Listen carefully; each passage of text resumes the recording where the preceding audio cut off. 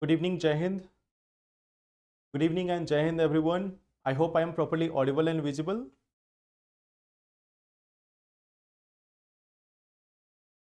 Good evening. So I hope I am properly audible and visible to everyone.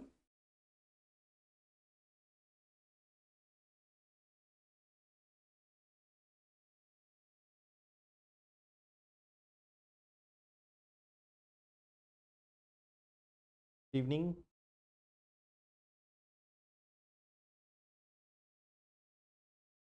Okay, so we are going to start this current affairs session. We are going to see some of the important topics of the day. First, let us see the topics and then we will come to the questions also with respect to science and technology. Okay. So see, the topics which we have for today, the first topic which we are having is India-Sri Lanka relations. Okay. This is the first topic which we are going to see. Second topic which we are going to discuss is India's critical mineral sourcing. Okay. Critical minerals have been notified by government in the last year. So this is also one thing which we are going to see. This is from GS paper 2. This is from GS paper 2 and this one is from GS paper 3. GS paper 3. Okay. Then we are going to discuss one more editorial and it is with respect to the need for prevention of sexual harassment at workplace act in political parties. Okay. So recently there was a petition in the Supreme Court regarding this. Although the petition has been quashed by the Supreme Court, okay, but again this has highlighted one topic which can be discussed: prevention of sexual harassment at workplace in the political parties. So this is one thing which we are going to discuss again with respect to your GS paper 2. Okay. So after these three, we are going to discuss one place which is there in the news, Morocco, and also about one of the term which is black holes. Although we have discussed about the black holes in the past also, we have discussed some of the questions on the basis of this black hole. But here we will see again this in detail, that what is black hole and what are the different components of it. Okay. So I hope I'm clear. Now, in the previous week, what we have seen that we have discussed around 15 questions. Okay. We have discussed around 15 questions on the basis of science and technology current affairs. Okay. We have discussed this science and technology current affairs around 15 questions in the previous week. Okay. So again in this week also we are going to discuss some more topics with respect to science and technology, so that even your one part of prelims is also getting prepared, that is science tech current affairs and even some portions of static also. So today again we are having some questions. The first one is this one. It has become very much common, especially in this year. There have been a lot of discussion about the diseases also. Like if we are talking about Kala-Jar or malaria or trachoma or any of these diseases, we have seen it has become very much common. And in that respect, this is the question. Consider the following statements with respect to notifiable diseases. It is required by law to report any incidences of notifiable disease within 24 hours. Second is saying all government and private hospitals and labs have to report about notifiable diseases. Third is saying the union government provides for free treatment of notifiable diseases in all hospitals. And fourth one is saying any failure to report a notifiable disease is a criminal offense. So there are four statements. This is a question from June 2024. We are discussing June 24 science and tech question. Science tech questions. So from there we have got this one topic about notifiable disease. Good evening everyone. So tell me about this one. Notifiable disease, you often find this in the newspaper. So this is like something which is static also, which is current related also. So it is a dynamic question. I think all of you can answer this.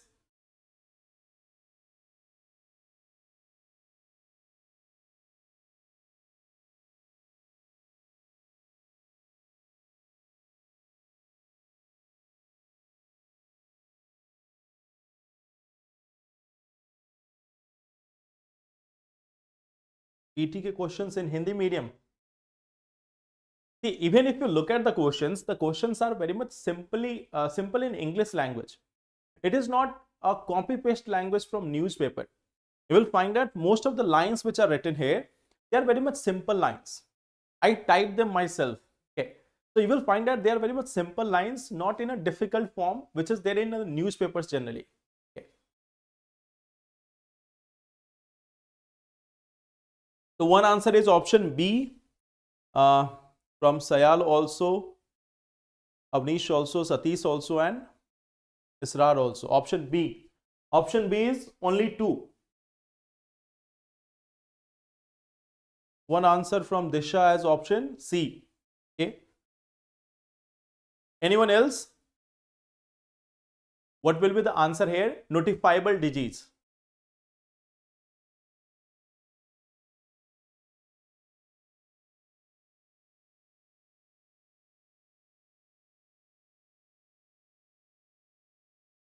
See, if we look at this, like the first statement which is saying here, it is required by law to report any incidences of notifiable disease within 24 hours.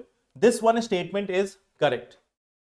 The second statement which is saying all government and private hospital and labs have to report about notifiable disease. This one is also correct. This one is also correct. The third statement, which is the union government provides for free treatment of notifiable disease in all hospitals. This is incorrect. There is no such free treatment of notifiable disease. So this is a incorrect statement.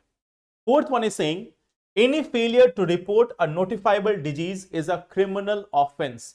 Yes, it has been made a criminal offense, and the state government can take actions also against anyone who is not reporting a notifiable disease. Okay. So this fourth option is also correct. So if anyone is failing to submit the notification about notifiable disease, it will be a criminal offense and the government may take some proceedings against that person or the institution also. Okay. So this first, second and third both are correct. The answer will be only 3. These 3 statements are correct. The main motive is from here itself, you can get all those points which are there with respect to notifiable disease. What else you have to do is, what else have to be done? What else to do? See, this is one work for you. This is one work for you also. Tell me about the common notifiable disease. Okay. What are notifiable diseases? Like, what are the common notifiable diseases? Okay. Notifiable disease. So this is one thing which you have to do. You have to find out the list of a few names, not all of them. Even if you know about a few names, that is also good. That what are the common notifiable disease? This is one thing which you have to get here. Okay. Then your preparation of this topic will be done. That what are notifiable disease? So I expect that you will find this and mention it in the comment box also, that what are the notifiable disease. Okay. Second thing is, second question, which of the following statement is not correct with respect to atomic clocks? With respect to atomic clocks, which of them are not correct? It uses the oscillation of electrons in an atom to keep the time. It generally uses cesium atoms to keep time. It is used in GPS and telecommunication networks. And fourth is, India will have its first atomic clock by 2030. So there you have to tell me which one is correct. Atomic clocks have been there in the news, especially with reference to India. Especially with reference to India.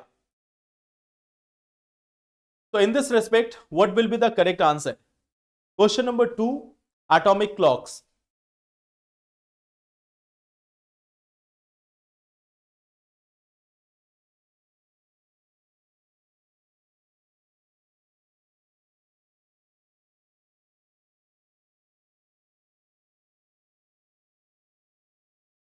One answer is option C. Okay, from Avnish, that option C is there. Anyone else?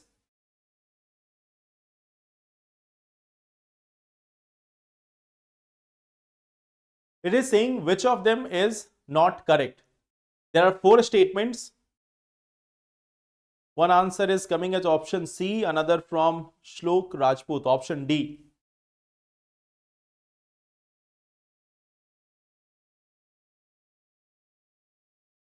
The atomic clocks have been there in the news for like almost 2 years now.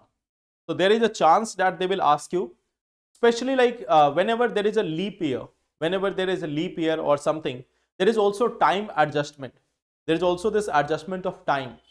So normally after that, you can expect a question. You can expect a question from this area. Okay. C option and D option. D option from Shlok and Disha. Okay. See, the first one which is here, it uses the oscillation of electrons in an atom to keep the time. It is exactly the same statement. It uses the oscillation of electrons, and particularly 2 major things are being used. One is hydrogen, second is cesium. So hydrogen and cesium, both of them are correct. First and A and B, both of them are correct. Third is saying it is used in GPS and telecommunication network. Yes. In telecommunication network also, in GPS also, in satellite launch also, there is the use of atomic clock. Atomic clocks are considered as the most precise. They are considered as the most precise watch or clocks in the present time. In the present times, they are considered the best watch, or means most accurate watches. Okay. So this third one is also correct. So A, B and C, the third 3 are correct. This fourth one, India will have its first atomic clock by 2030. It is incorrect. Remember one thing, there was a time of this Kargil war. Okay. During this Kargil war, India needed this support of GPS and everything. Okay. And it was denied to India. It was denied to India. So after that, India thought of making its own navigation system in form of Navik. So India finalized that we will have our own navigation system in form of Navik. Okay. So then after, we also started working on atomic clock. Right now, two of the most functional atomic clocks are present there in Ahmedabad, okay, Ahmedabad and Faridabad. So these are the 2 areas where we are already having the atomic clocks. Some more are also being developed. In the upcoming times, we are going to have more of them, but 2 of them are operational in India. One in Ahmedabad, one in Faridabad. National Physics Laboratory is creating them, is developing them. Okay. So we already have this atomic clock, because now we have got this Navik as operational one. Okay. So A, B and C are correct. The third option D is incorrect. Okay. So this D will be the correct answer here. Now moving on to the next question. See this once again. I think this is like one of the pattern in which UPSC is asking question. Technical textiles can be used to develop bulletproof protective clothing. Second is saying fishing nets. Third is saying artificial grass and turfs. Fourth is saying parachutes, conveyor belts and helmets. So what can be the possible use of technical textiles? Where we can use them? Technical textiles.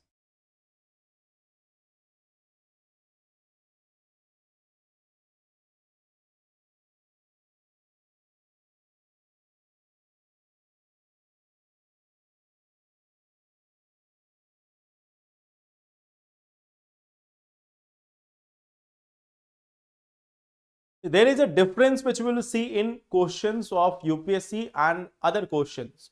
Okay. Normally in various question banks or at various places, what you will find that there is a difference in the approach. UPSC is not trying to confuse you in the language of the question. UPSC is trying to confuse you in the concept of the question. But many a times you will find that in questions there is a confusion in the language. Okay. So this is one thing, like here we are trying to just do one thing, that we will see the different concepts in simple language only. Normally UPSC is asking questions, especially in English, in simple language only, most of the question. There are a few questions which are generally having tough language, but most of the time you will find that language is quite simple, but then you get confused in the concept. So this is what you have to overcome. Okay, I think this question, all of you can answer this one. What will be the answer in this question? Question number 3. Technical textiles can be used for what? Bulletproof protective clothing, fishing nets, artificial grass, parachutes, conveyor belt, helmet. What is the answer?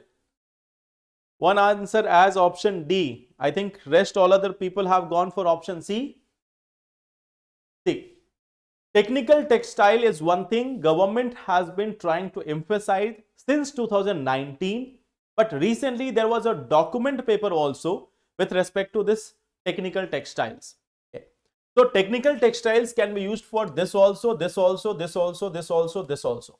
Okay. Technical textiles can be used to make all these things.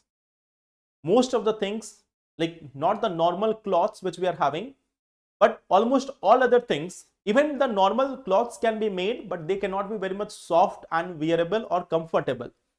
But technical textiles are those textiles which are having better functioning. You will find that functionality becomes better. Functionality becomes better. Okay. Becomes better means it can be in terms of a strength. It can be in terms of a strength. Sometimes it can also be in terms of like ability to ensure that it doesn't burn, or this thermal insulation can also be there. Okay, there can be thermal insulation also. Thermal insulation also. It can also be like fireproof or waterproof as well. Okay, fire or waterproof. So normally when we are talking about technical textiles, it means it is going to be somewhat better than our normal cloths, our normal wearable cloths. It is going to be somewhat advanced. So technical textiles, all these things can be done using the technical textiles. The safety gears, the bulletproof jackets also, they can also be made from technical textile. Okay. So this is one thing. Now another part of this is, it is prepared, can be prepared from natural as well as synthetic fiber. Okay. So this is something which can be prepared from natural fiber also or synthetic fiber also. But here there is one simple thing, that it will be better.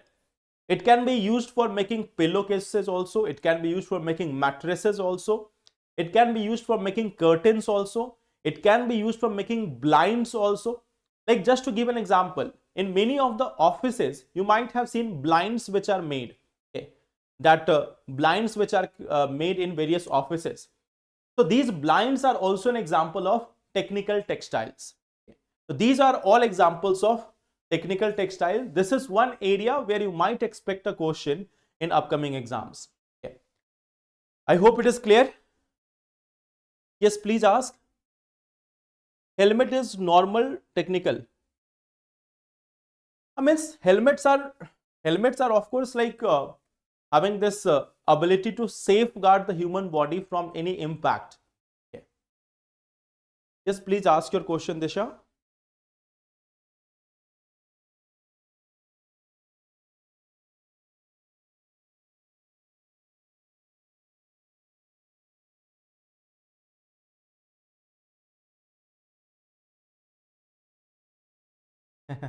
Thank you so much. Now, let's come to the next topic for today, India-Sri Lanka relations. Okay.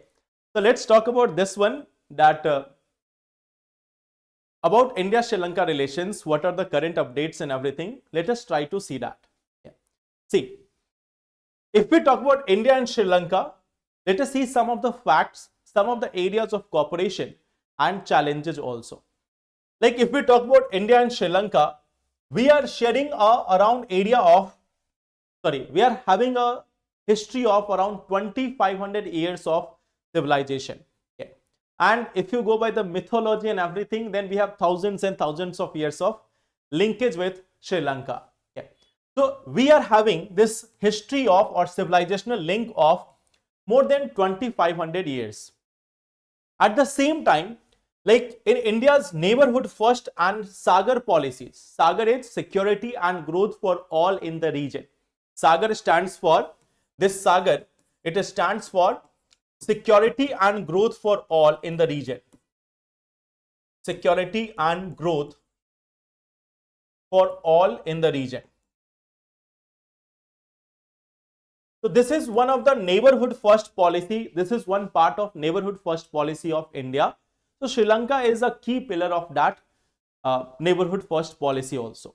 Third thing is, like we can see that we are having political, trade, development, defense, cultural ties. All these things are there in between India and Sri Lanka. Okay, so we have been connected with each other through people to people contact also. We have been connected through festivals also and so many other dimensions. So it has always been a connected history, a shared history between India and Sri Lanka. Okay. Now see, if we talk about like what you will write in the exam, you cannot emphasize just on the cultural aspect or the historical linkage. So in what areas we are cooperating in terms of international relations? First thing is prime ministerial visits. Okay. So Prime Minister has visited Sri Lanka in 2015 also, 17 also, 19 also.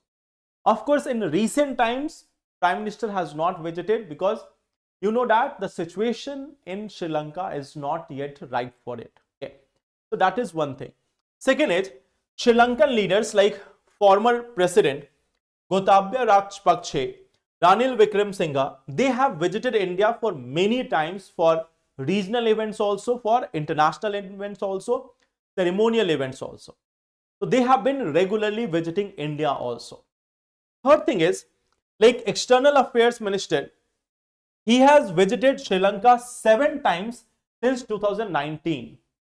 So if you have to like show this, that what is the connection between India and Sri Lanka, this one line is sufficient. That Indian External Affairs Minister has visited 7 times to Sri Lanka since 2019. Since 2019, Indian External Affairs Minister has visited 7 times to Sri Lanka. So this shows that how much connected we are with Sri Lanka. Then, if we talk about trade and commerce, so our trade and commerce, although not very much high, but still you can see $5.5 billion. That is our trade with Sri Lanka. And it is in favor of India because we export more, near about 4.1 billion, that is India's export. And import is very much low, 1.4 billion. So we are enjoying a trade surplus with Sri Lanka in that case. Okay. Then, if we look at this, there is an agreement, economic and technical cooperation agreement. Okay. So there was a gap for around 5 years because you know Sri Lanka was going through this political crisis. Now again, we are having continuous discussion about this economic and technology cooperation agreement. So we are having this continuous discussion about this area. Like we are going to have a much more better evolved economic and trade relations with Sri Lanka in the upcoming years. Okay. Then at the same time, India is one of the largest FDI contributors. Although China is the largest, but India is one of the largest. 2.2 billion US dollar FDI flows to Sri Lanka. Okay. At the same time, in priority sectors, we are focusing on energy, port, renewable energy, defense, etc. So this is the area where we are investing in Sri Lanka. So in terms of politics also, in terms of economics also, in both these aspects, if you see, we are having continuous exchange with Sri Lanka. Politics also, economy also. Then there are other dimensions like connectivity. Okay. So there is one thing, Chennai Jaffna Air Link. It has also been resumed. There was a break in this, but then it has been resumed. Then we are also having ferry services from Nagapattinam to Kankeshan Thurai and Nagapattinam. So this is also working between India and Sri Lanka. The third thing is like infrastructure upgrade is also there for many of the Sri Lankan ports. We are also doing infrastructure upgrade there so that connectivity between India and Sri Lanka can be enhanced. Okay. So that is the third pillar of India-Sri Lanka cooperation in terms of connectivity also. The fourth thing is tourism. Okay. You have seen that for Maldives also, India is one of the top contributor. Now, for Sri Lanka also, what we can see that India is the top tourist source market with 19 to 20% of total arrivals in 23-24 also. Okay. So even in the present times, what we see that Indians are the top tourist in Sri Lanka as well. Okay. So our foreign most of our foreign travels are to Sri Lanka, Maldives. Sometimes even in Nepal, you can see we are one of the highest tourist source. Okay. So for these countries, their main tourist source is the Indian people. Indian people migrate to, not migrate means Indian people go to there for tourism. Then there are some development projects also. Like there is one thing, India extended this $5 billion in loans and 600 million in grant. Okay. So India is also giving the loans and grants to Sri Lanka. At the same time, like 60,000 houses are being constructed. Okay. There are construction of 60,000 houses in Sri Lanka. Around solar electrification of Buddhist site, that is also being done by India. Even you will find that Suvaseria ambulance service, that is also being provided by India.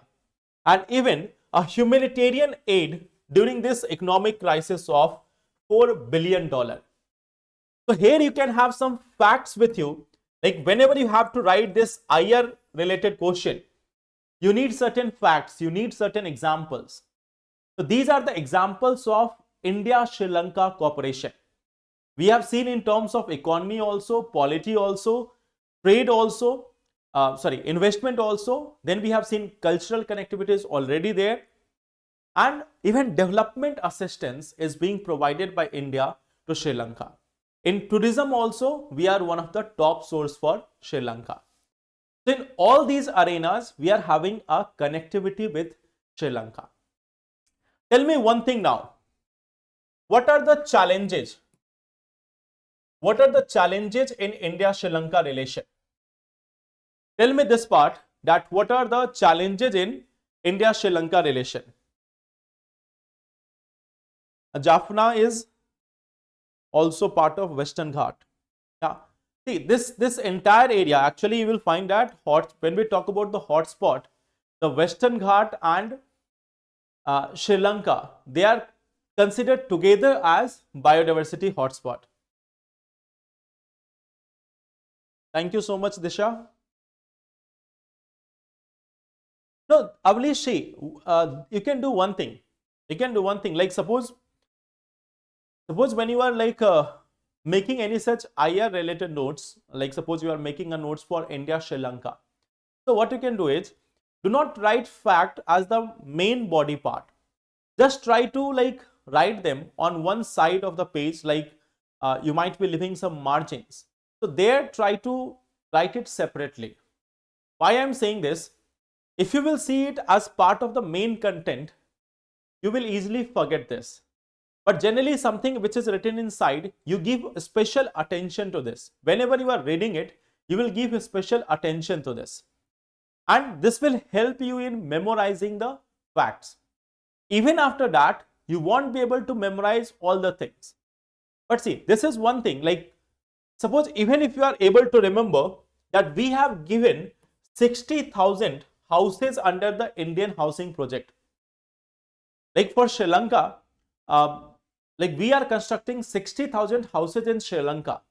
So this is a very important fact. If you think about this, like if you think about this idea that we are constructing the houses over in Sri Lanka, if you think about it from like your deeper part of your mind, then it will be stuck in there for some time. And when you revise it a few times, then it will be there in your mind forever. Okay. Like suppose in India-Maldives relation, what we have seen that India, like what have been constructed by India in Maldives? We have constructed their hospitals, we have constructed their community gardens. Okay. We have constructed the gyms over there. We have constructed schools, colleges. Okay. We have constructed the ferry services between the different islands. So if you look at like the level of cooperation, if you think about this, then you will be able to memorize it for a longer period of time. Kachatibu, fisherman, fisherman issue is there. China's Belt and Road Initiative, migration. Yes, migration is also there. See, if we talk about the challenge, one of the main challenges, dispute over the ownership of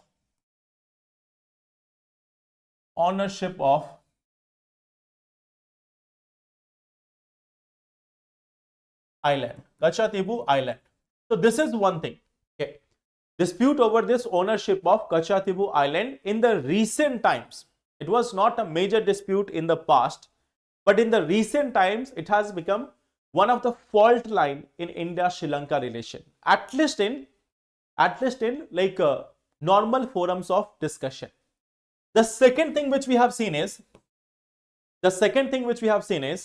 like if we are talking about India-Sri Lanka relation, there is a major thing, fisherman issue.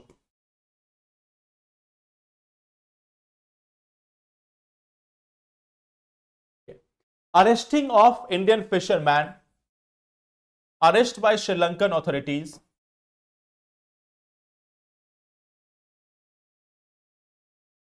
So this is one of the challenge. This is one of the challenge in Sri Lanka, India-Sri Lanka relation. Okay. Then yes, of course, there is a port, like under this China's Belt and Road Initiative, there is a port, Hambantota Port. Okay. There is a port, Hambantota Port. China's control over Sri Lanka under Belt and Road Initiative, okay, and especially this Hambantota Port. So that is one of the concern. Between India and Sri Lanka. Okay.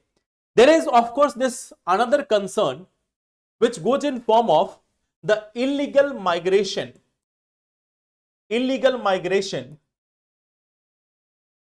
and smuggling. Illegal migration and smuggling between from illegal migration and smuggling. So that is also one of the challenge. In the recent times, like what we have seen is, in addition to this illegal migration and smuggling, we have radicalization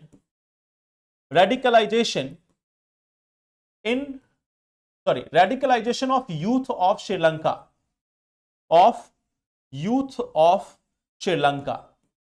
So that is one of the challenge, that we are seeing that there is a radicalization of youth of Sri Lanka, and plus they are able to enter India also. So this becomes a cause of concern for us. This becomes a cause of concern for our security. So that is also one of the issue. One another issue is the ethnic issue with respect to Tamil minority. Okay. The conflicts with respect to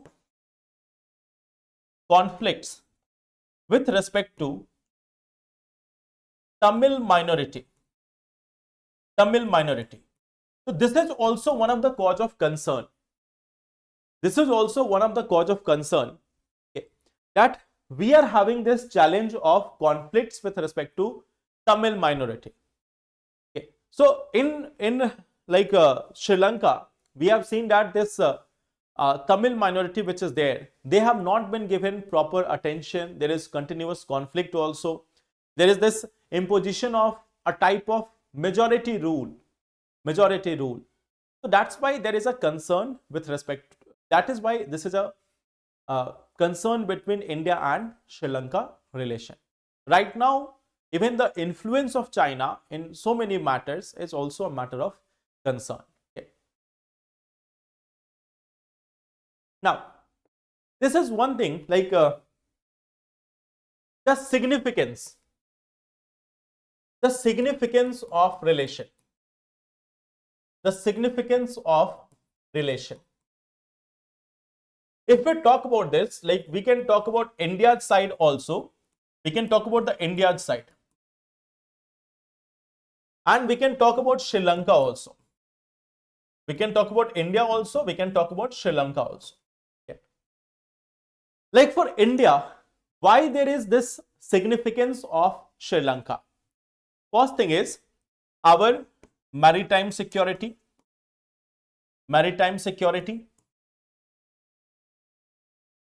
That is one of the part. Second thing is like if we look at Sri Lanka, this is also on the route of this movement of the ships from Europe, Africa, Western Asia to other parts like Pacific and even North and South America. Okay. So major shipping route.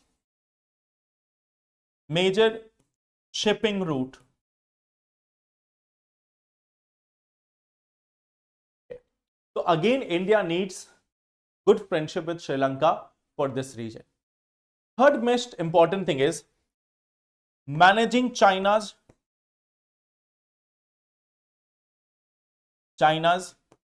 influence in Indian Ocean region. For this also we need Sri Lanka. Okay. So from our point of view, especially three things are very important. First thing is managing the influence of China in this Indian Ocean region. Second thing is the shipping routes. We have to secure this. We have to emerge as the net security provider in this area. Like even now we are having this status of net security provider in the Indian Ocean region. So if we want to ensure this, if we want to keep on continuing this status, we need support from Sri Lanka also. And then even on this maritime security front, of course, we need the help of Sri Lanka. On the other hand, for Sri Lanka, what is the significance? Economy, tourism, market, essential supply,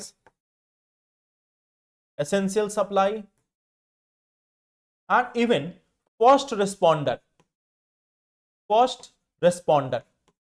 So this is also one part that we are the first responder also. Like in the case of Maldives as well, we are the first responder. And for Sri Lanka, we are the first responder there as well. Maldives is not going to come to their rescue. So we are obviously going to be the first responder also for Sri Lanka. So that's why it is significant for India also, for Sri Lanka also. This is the one of the article India-Sri Lanka relations. Okay. Moving on, the next topic which we have to see is India's critical mineral sourcing. Okay. So what is this all about? Like, you know that there are certain things which are called as critical minerals. Can you tell me what are critical minerals? Can you tell me this? What are critical minerals?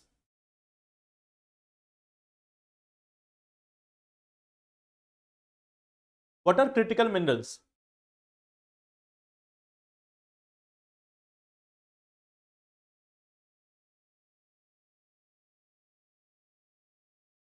What are these critical minerals? Can you tell me this?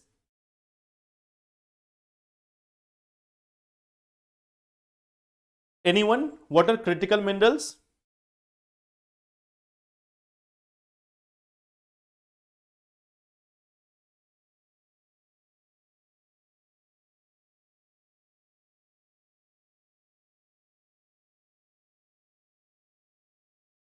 Good evening, Hardik.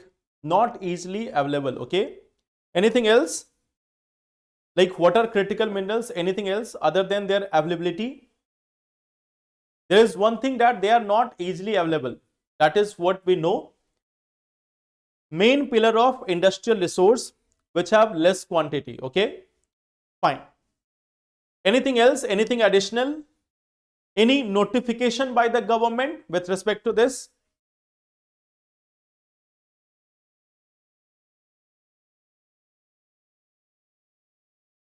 So, see, if we look at this critical minerals, first thing is very important, very important for industry,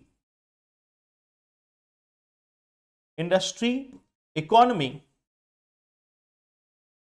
and nation. Okay. It is considered as very important, very strategic. They are also considered as strategic for nation also, industry also, economy also. Like these are the base for electronics industry also. These are the base for battery industry also, for the electric vehicles also. So right now in most of the things, they are going to acquire this central role. They are going to acquire this central role. Okay. There is another thing, not easily available. Not easily available. There is third important thing, very less production in India.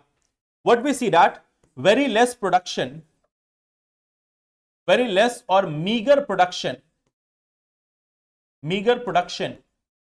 in India. There is another crucial part of it, import dependence on China. There is another crucial part of it, import dependence on China. Import dependence on China. So this is also a crucial aspect of this. That the critical minerals are something which is very important for the industry also, economy also, country also. They are in limited quantity and their production is very much meager. We are dependent on import of this, import dependence, and that too on China. And you know what is our relations with China. Okay. So this is one of the first thing about critical minerals, that what are these things and like this critical minerals, how they are significant for us. Okay. So right now if you look at this, like what is the government doing for this? The approach taken by government. Approach by government. What is the approach which has been taken by government in this regard? Okay. Main pillar of industrial, yes, main pillar of industrial development or industrial resources. Correct. So what is the approach which has been taken by government in this critical minerals? One of the approach which have been taken by India is, first thing is, like there are two levels of it. There are two levels of it. At national level. At national level. At national level. What we are doing is finding the resources. Okay. First thing is exploration of critical minerals. First thing is exploration and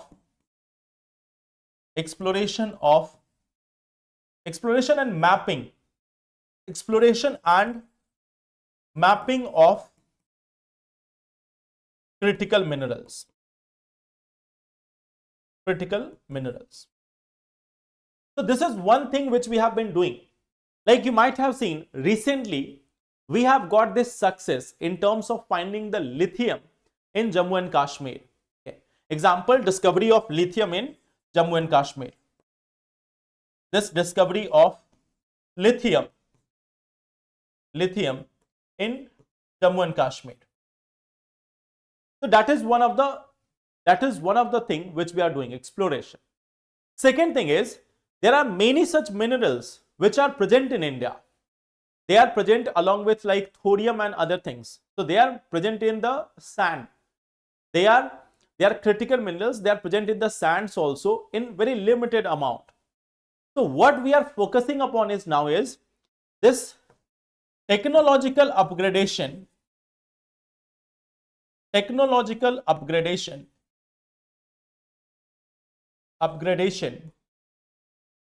for cost efficient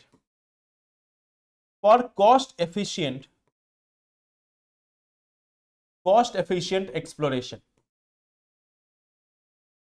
Sorry, cost efficient production.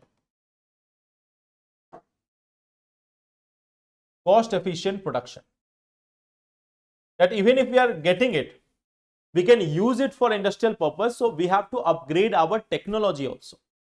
So this is one of the aspect what we are trying to do with respect to critical minerals. The second thing which we are doing is ensuring the supply chain.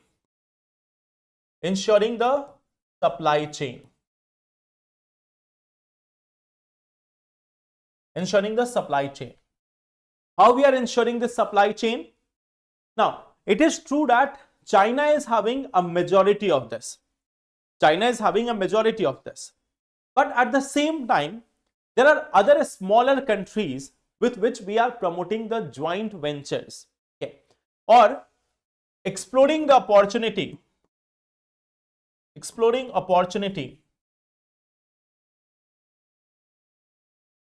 with other like-minded countries,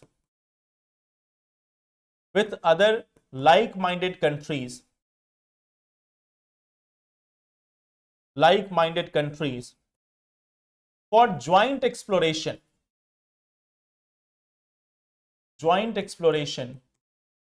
of critical minerals.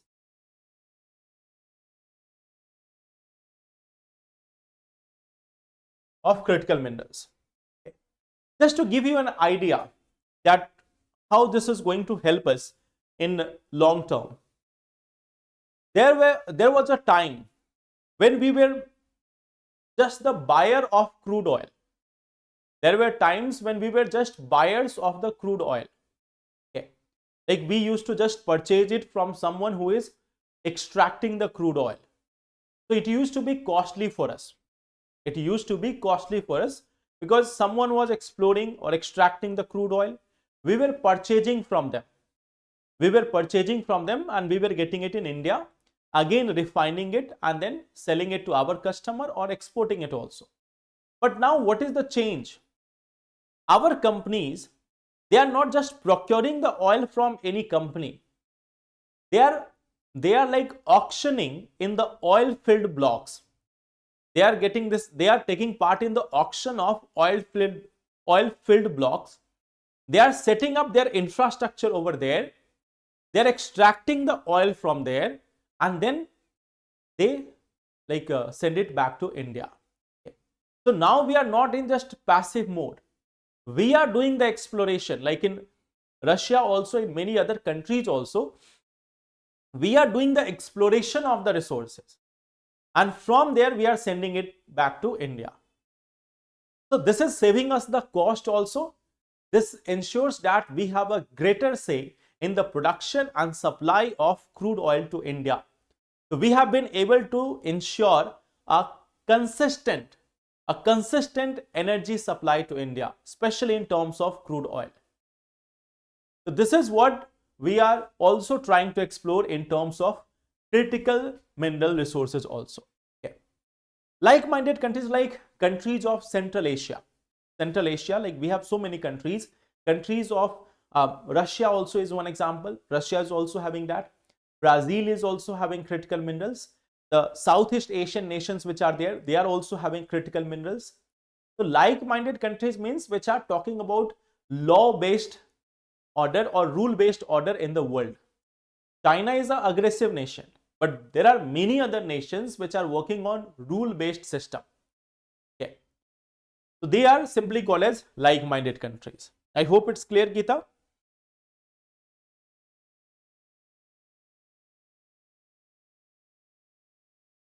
Okay.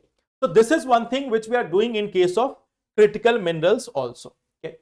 Now, the next thing, the next article which we have is the need for Posh Act in political parties. Okay. What is Posh? Posh is prevention of sexual harassment at workplace. So what is the context here? What is the context here? On December 9, 2024, the Supreme Court disposed of a plea seeking the inclusion of political parties under the Posh Act. So there was a petition which said that the political parties, they are also like an organization. They are also like an organization.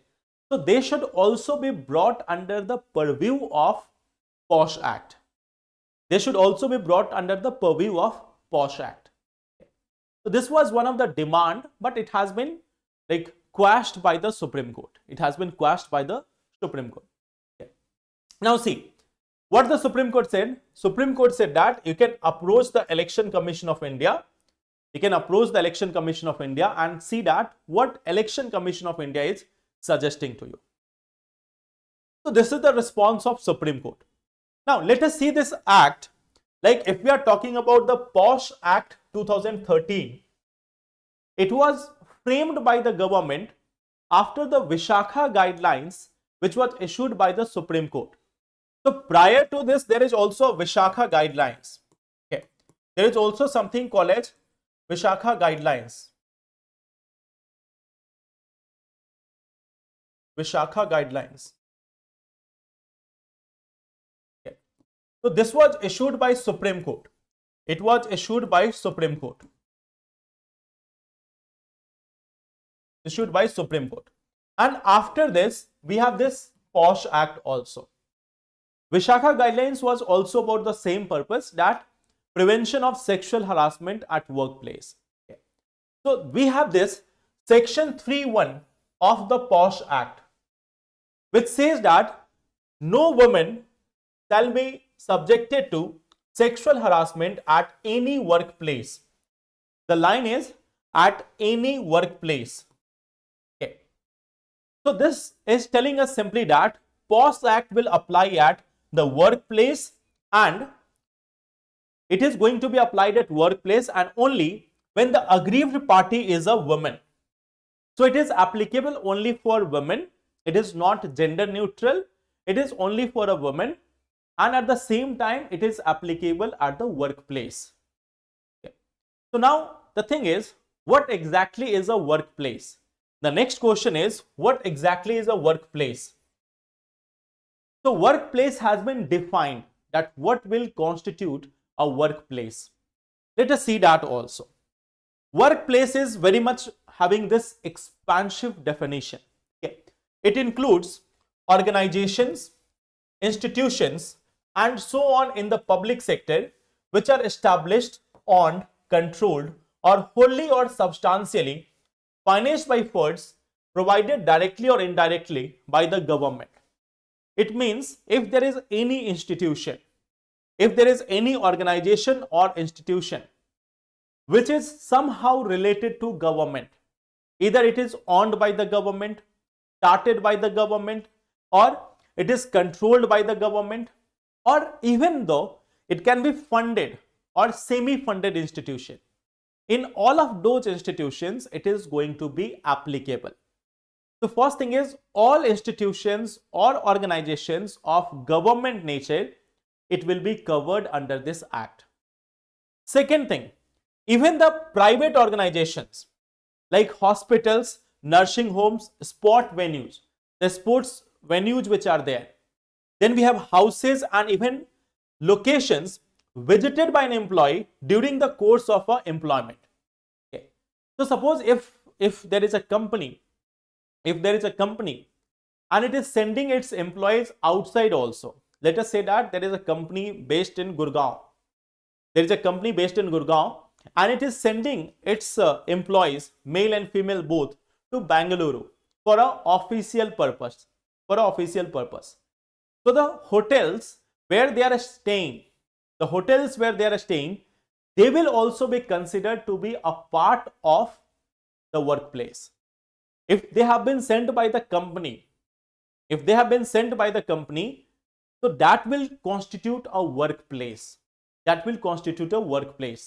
If arrangements of living of them has been made by the company, either in a bus also, or a cab also, or a hotel also, that will also be covered as a workplace.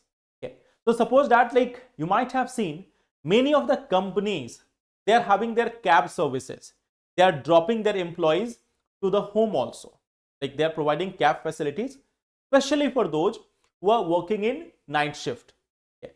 So they are providing this cab facility. Now that cab will also be considered as a workplace. Okay. So these all are covered under the jurisdiction of Posh. But the political parties, it is not applying to the political parties. It is not applicable to the political parties. You know that political parties are large organizations. Some of them are having crores of members also, and still it is not applicable to them. Okay. And just to have this context, there are 15 MPs and 135 MLAs in India in the present times. Okay. Around 15 MPs and 135 MLAs, roughly around 150 legislators across the country, either they are MP or MLA, they have declared that they have cases related to crime against women registered against them. So there are around 150 such elected representatives who have cases of crime against women under the name. Okay. So it means they have been part of this. These are charges. Of course, some of them may not be convicted. Some of them may be having this false charges also. But some of them may be having the actual charge also. So what is happening is, like, in the political parties, there are people who are having charges of crime against women. But the political parties as an organization are not coming under the purview of this Posh Act. So this is one thing. Okay. Then what we look at, like, there is a Kerala High Court ruling also, okay, which says that, like, political parties are exempt due to lack of a conventional employer-employee relationship. Okay. So there is a ruling of Kerala High Court regarding this in 2022. Okay. It said that political parties are having informal and decentralized structures which cannot promote compliance, and hence they were not taken as part of this Posh Act. Even the Supreme Court has said that you can approach the Election Commission for this. Right now, they are not included under this Posh Act. Okay. But we see that, of course, there are threats. Of course, there are challenges. We see that there are some elected representatives who are already having some charge against them. Okay. So this is one of the concern right now. In the upcoming times, maybe Election Commission will issue some guidelines about it, or if there is more such awakening in the society, maybe the political parties for themselves can announce some internal complaint committees. Many of them are having some internal complaint committees also. Maybe even if the Supreme Court is not saying it or High Court is not saying it, they might consider to be becoming part of this Posh Act also. It is under their imperative only. All the parties can come together. They can simply go tomorrow in the parliament and say that, yes, from tomorrow onwards, all the political parties will also come under the purview of Posh Act. It is under this power of parliament only. Parliament can decide at any point of time whether the political parties will be covered by this or not. So if if they have that awakening in them, they can say that yes, it is applicable to them also. Okay. So this is one thing about Posh Act also. I hope it is clear that what is this Posh Act, what are the guidelines, why the political parties are excluded. Okay. So just see, let's see one more topic. We will see the black hole tomorrow, but this is one region, Morocco. Okay. So why this was there? Indian defense companies are setting up production units in Morocco. Indian defense companies are setting up the production units in Morocco also. So that is like now Indian companies are also going outside to set up their production units, having investment in other countries. So it shows that our companies are getting mature. They are also investing outside. Okay. So let us see its location. If you look at the location, it is just there in the northwestern part of Africa. If you look at this, it is in the northwestern part of Africa. Okay. There is this like this entire region of Morocco, the Western Sahara region. Just below this, the Western Sahara region is there, which has been there in the news due to claim by Morocco also and Algeria also. Even some other countries are also claiming over it, but Morocco, Algeria and some other countries, they are claiming some portions of Western Sahara also. Okay. So Morocco is in the northwestern part. Okay. There is a Strait of Gibraltar here. Okay. You can see the Strait of Gibraltar. It is separating Spain from Morocco. It is separating this Spain from Morocco. The Atlas Mountains are also situated in this region. In the same region, you will also find that the Atlas Mountains are there. The Atlas Mountains, they are also situated in the same region. Okay. So this is one part. Now I have this one simple question for you, which you can tell me later also. You have to just tell me one thing. The Marrakesh Agreement.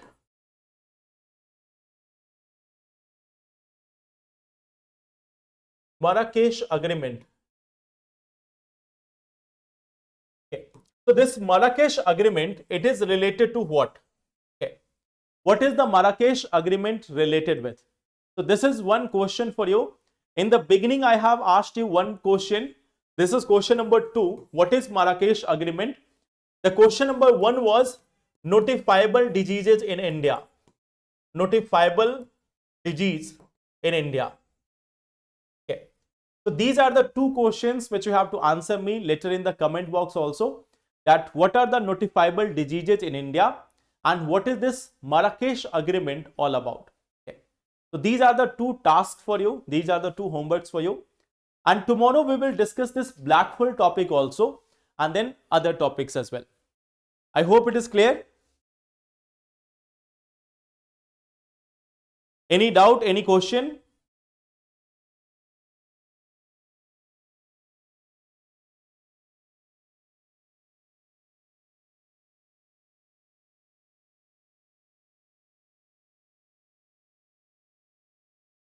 Okay. So if there is no doubt, thank you so much everyone. Let's meet tomorrow at the same time, 5 p.m. and we are going to discuss the remaining things. Thank you so much. Take care. Thank you.